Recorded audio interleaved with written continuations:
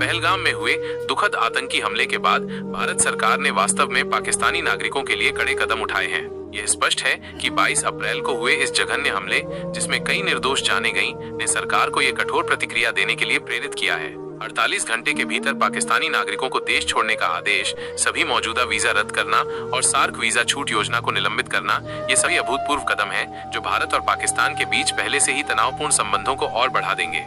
इन घटनाक्रमों के बीच सीमा हैदर का मामला निश्चित रूप से एक जटिल मानवीय और कानूनी प्रश्न बनकर उभरा है। मई 2023 में जिस तरह से वो भारत आईं, वो कानून के दायरे में नहीं आता, इसलिए उन पर वीजा रद्द करने का नियम सीधे तौर पर लागू नहीं होता।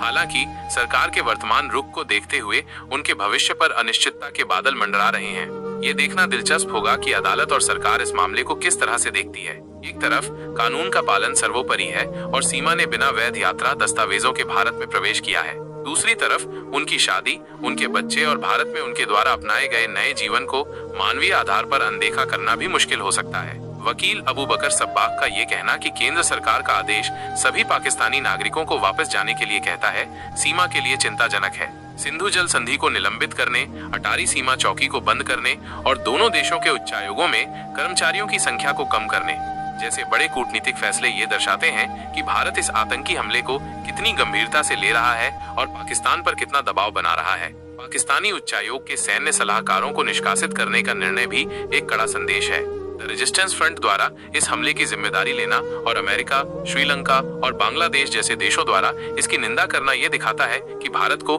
अंतर्राष्ट्रीय स्तर पर इस मुद्दे पर समर्थन मिल रहा है। अब सभी की निगाहें इस बात पर टिकी हैं कि उत्तर प्रदेश सरकार और न्यायपालिका सीमा हैदर के मामले पर क्या रुख अपनाते हैं। ये एक ऐसा मामला है जिसमें कानून, सुरक्षा और मानवीय भावनाओं का जटिल संगम देखने को मिल रहा है।